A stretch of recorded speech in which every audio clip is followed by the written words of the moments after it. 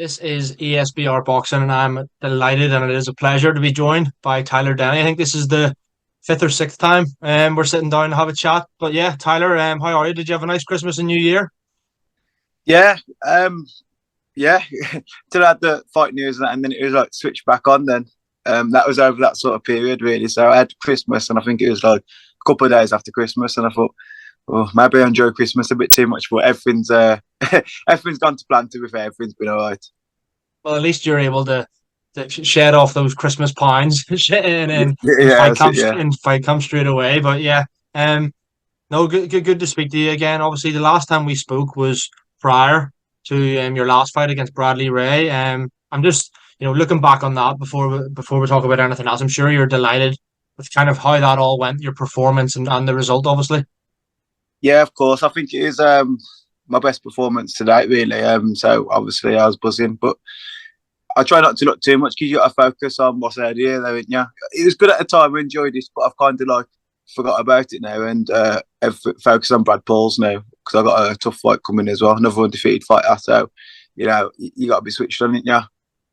Absolutely, and we'll talk about that fight at length here, I'm sure, in a second. But just quickly again on that fight against Bradley Ray, and we kind of wanted to ask. I'm sure you've answered these types of questions in your post fight interviews and stuff. But was there anything that surprised you, either that you thought Ray was better at than you thought, or maybe he wasn't as good at, his hand speed, anything like that? Did anything surprise you on the night, or were you fully prepared?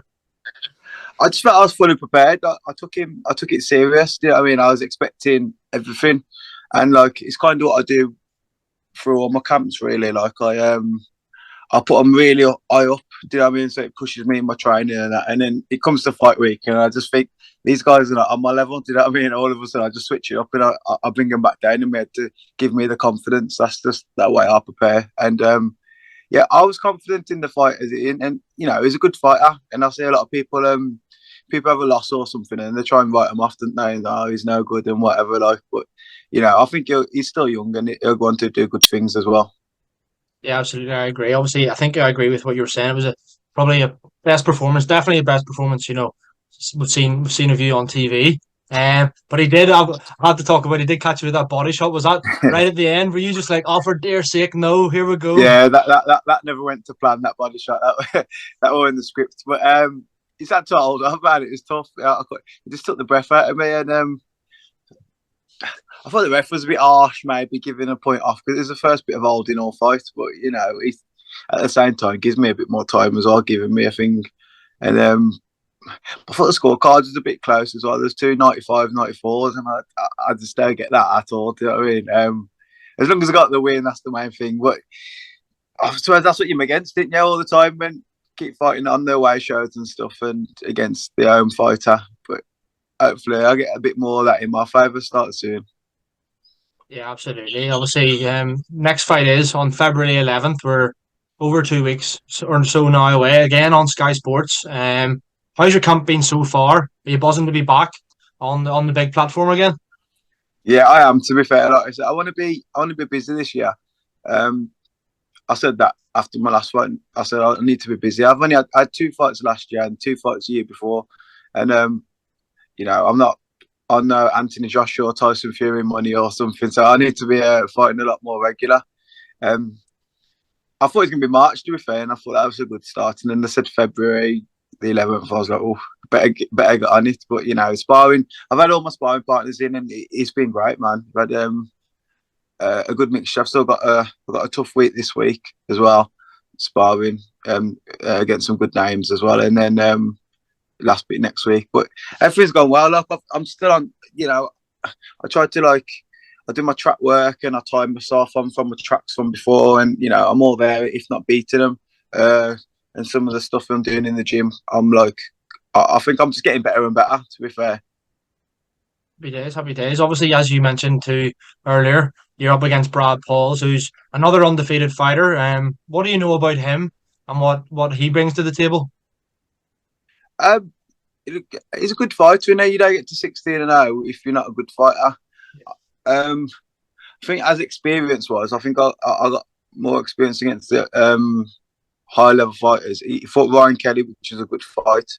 Um, but apart from that, I couldn't really pick out a name for you. But that don't really mean much, to be fair, because everyone's got to have.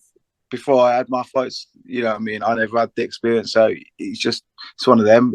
We'll find out if he's good enough. I don't think he'll be able to beat me. Um, the Ryan Kelly fight was close, and I know Ryan as well. And I thought Ryan nicked it. It was a close fight, to be fair, but if I did think Ryan nicked it, and I think he was a bit upset about that as well. Um, but he's a good fighter, man. 16-0, 9 KOs. So he's obviously a strong lad. I just think I got what I need to beat him. Yeah, absolutely. Obviously, this is your third defense now of your English title since winning it. On paper, I think it's probably fair to say that on paper, since you've won the title, the Brad Ray fight was the toughest one. But would you know? Could you say on paper this could be your toughest test? I think so. With like you say, with his punch power and that, you'd think so. Brad Ray was definitely the higher profile fight. Um, but that don't mean nothing. I thought Derek Azazi was, he's got not got. I know he won the boxer tournament, but he never had the profile of a Brad Ray, and that was a tough fight. Um, so, and I've been the underdog and stuff. So maybe if Brad Pauls is the underdog this fight, it don't mean nothing, does it? It means absolutely nothing. The guy's 16-0. He don't know how to lose, so he's going to be confident. But I'm as confident as ever. I'm always in the gym, always training. So it's perfect for me. Start off the year with a win. Absolutely. Win this, and you've got to fight for the British title next, surely. You'd think so, wouldn't you? You'd think so. I thought I would have got after the Brad Ray. I thought I would have got after the River one, to be honest. Yeah. I never. Then the Brad Ray, I thought, yeah, I'll get it. And I don't know. I don't know anyone who defends English this many times, but it'd be nice to fight for the British. But I'm happy just to be fighting. So I've got to deal with that. And that's given me, But I've seen Bentley's fighting Kieran Smith, is it now? End of April or something. So, but that's another thing. I don't think far ahead, but if he's not fighting until end of April, that's basically like, nearly May times or something. If I fight February, I don't know, wait till like end of June or something, or July to fight again. So if the British comes, be nice, but I just want to fight. Focus on Brad Pauls now. I just want to stay active. So I'll take any fights, to be honest. For sure, for sure. Tyler, I make this your sixth fight in a row, including obviously the River rematch and stuff. I make this your sixth fight in a row against an undefeated fighter. What is it with you and on these tough fights? Do you not want any easy ones? No. No, I just find I think I don't know how to say no. They get offered to me, and this is all it is. This one I never had really much choice. I think Pauls was meant to be. He was the mandatory before I fought Brad Ray. So, hey, I'm in it, man, and I believe I'm better than these guys. So why not take it? Why not take it up? And I like pushing myself because I know them undefeated and that they're confident. It makes me train even harder. Do you know what I mean? And I just want to push myself. And having people like this 16-0 guy, 14-0 guys in front of me, if you don't push 110%, you're not going to get the win, are you? No, you're right. Absolutely. Obviously, as I mentioned earlier at the start, it's another huge Sky show. You arguably stole the show last time with your performance against Brad Ray. Do you plan to do the same this fight? Obviously, there's names like Adam Azim and Dan Aziz on the card, but do you plan to steal the show? I hope so. I hope so. That's the plan. As long as I get the win. But yeah, to be fair, I've always seemed to be in entertaining fights. Considering I ain't got the knockouts and stuff, they're always good fights. Maybe because I'm fighting good people as well. But it'd be nice to steal the show. But it's tough, like when Adam Azim's on and stuff and that. But he probably normally wipes him out straight away, so not as entertaining as a whole fight. But yeah, that'd be great, man. And I think my stock keeps rising. Keep fighting on Sky shows and stuff. So against good people as well. So nobody wants to see fighting mismatches and stuff. So you get a good real 50-50 fights, and everyone gets interested, everyone gets behind it, and gets involved in it, whether they know the people or not. So yeah, that's what I'm here for. Good fights. Absolutely. You are very used to the big shows now, and obviously you're used to being in an away corner. You're not gonna. I know you're fighting. Obviously, you're technically away from home, but so is Brad Pauls. Does this kind of count of you being in the home corner for once? Maybe, maybe. I think so. I'm getting in there as the champion as well.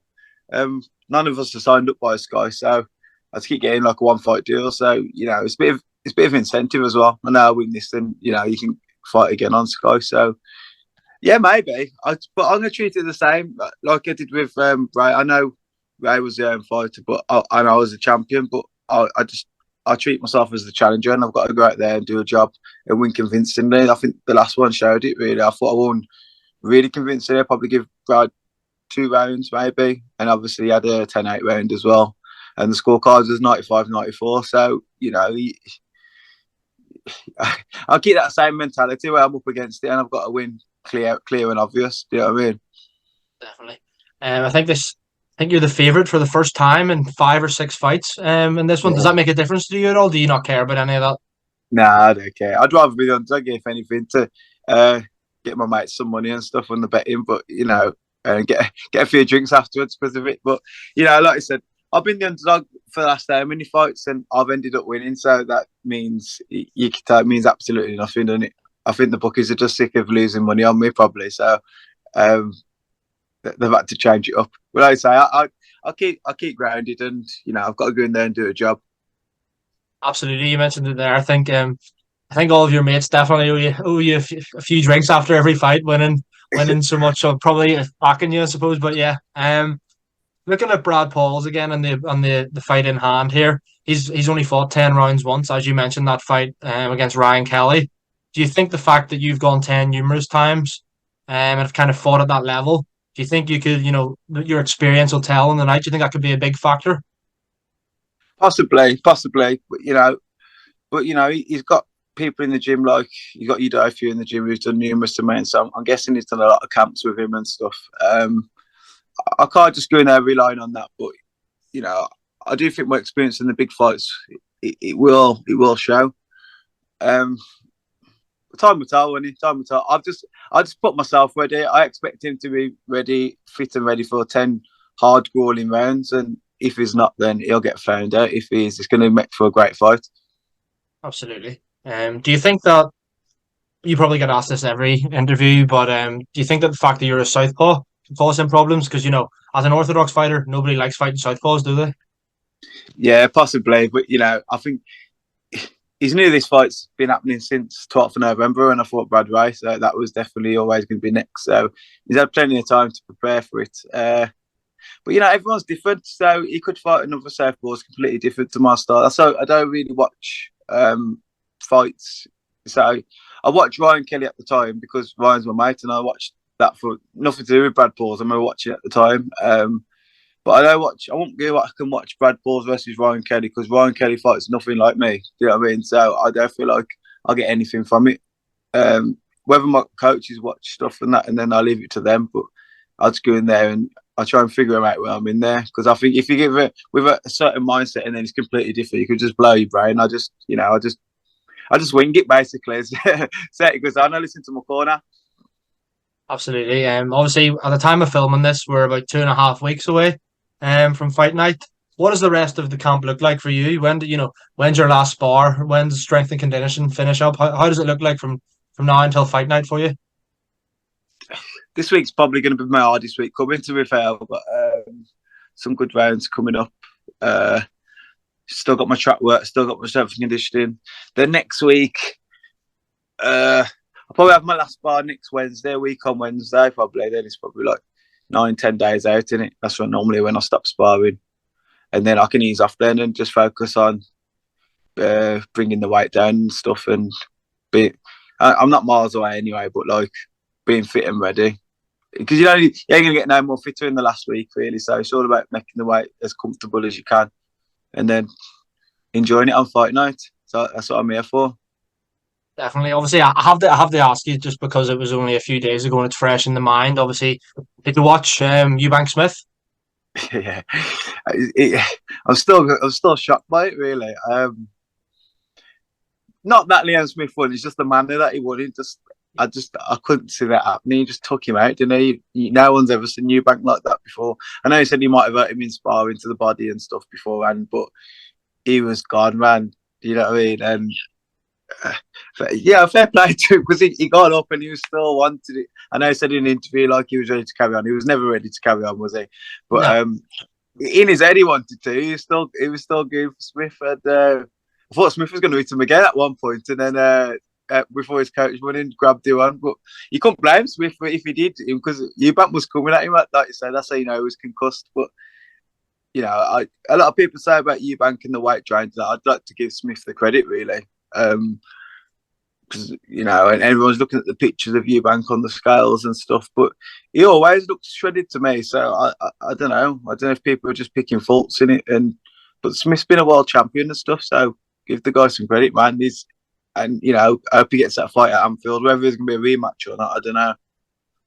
What I never liked though, Conor Ben gloating about it and stuff. I just thought, what a knob. You know what I mean? It's just the reason that fight never happens because Conor Ben failed the drug test. It's not like Eubank just said, "Oh no, I'm not fighting," and then gone and done something else.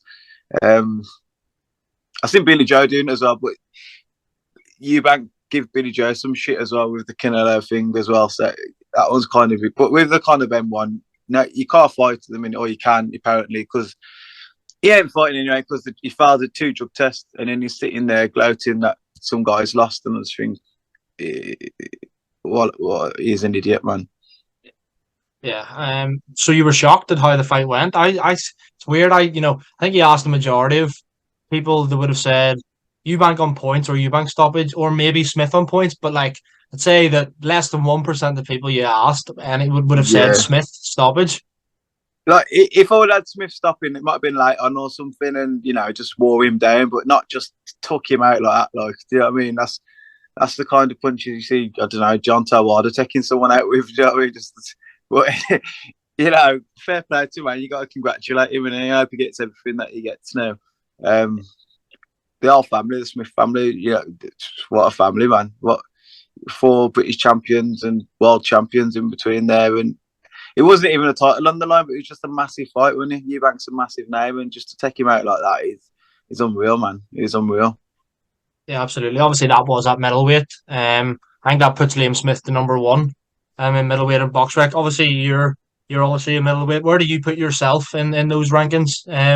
You've got still obviously got your Eubanks and stuff, and your Brentleys. Where does Tyler Denny sit right now?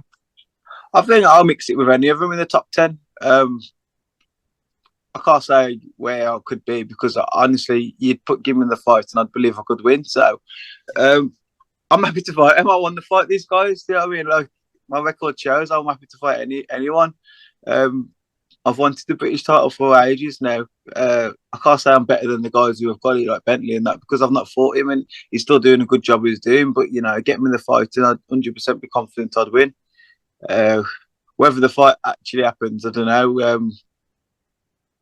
I've got to get in there, and I want to put. That's why I want to test myself. I want to test myself against these guys. There's some good guys out there, man.